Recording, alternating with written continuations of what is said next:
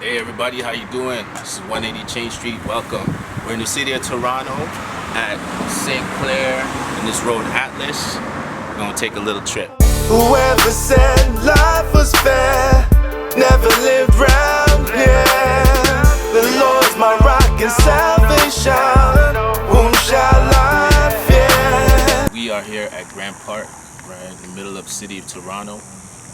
Let me tell you about this place. This street Atlas that we're on is a street that I lived in when I first touched down into Canada, and really was one of those first places where I would say a lot of our community, I'd say the Jamaican community and even just black community in general, migrated to. But we're gonna look at what happened within the structure, what happened within our government that changed certain things in our communities.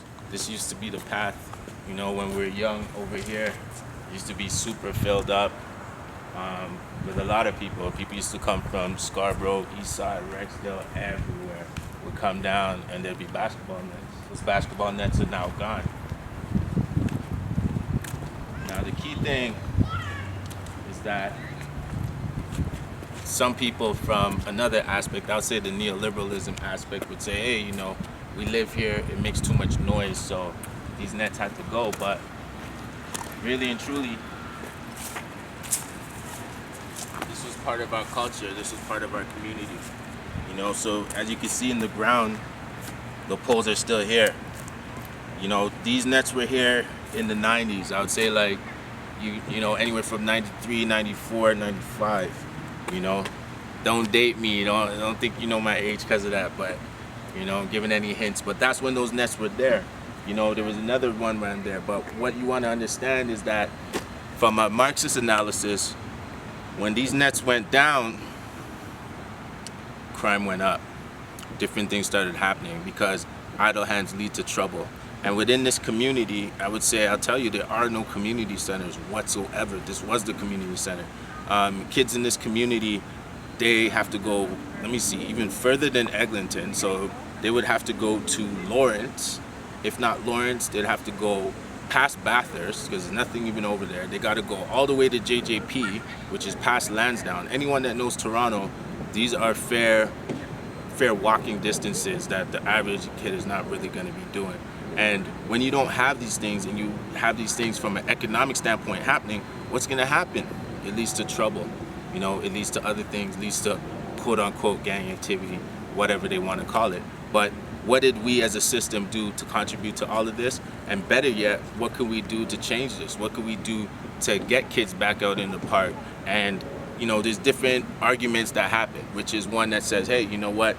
We had to get rid of this park because, you know, noise was happening in here. I got to go to work.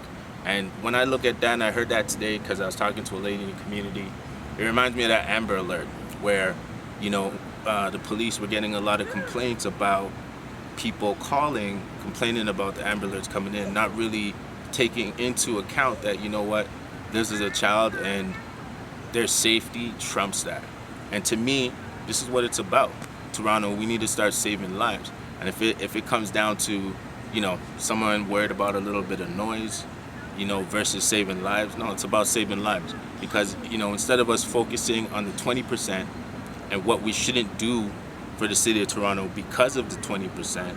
No, we need to start focusing on the 80% and realizing that, you know what, a lot of trauma has been inflicted on the 80% due to what's happening with the 20%, if you catch what I'm saying. And, you know, they need a space to live. That's what it is. And guess what? Aren't we the world champions in the NBA?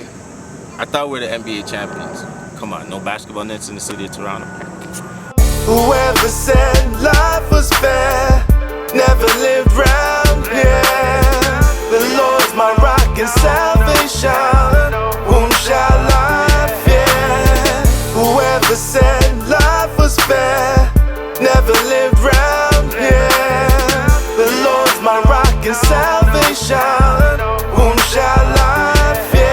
I was taught, don't talk to strangers if you don't know them. And only trust as far as you could throw them, cause they tellin'. Now what part of the game is that? Breaking codes and now the game's been hacked. So we married to the game with a lack of trust. Trying to make it work before she pack it up. We grind round the clock, stacking guap till we in that graveyard and that casket drop. Rather die with heart than to live like this. I do 25 to life just to feed my kid.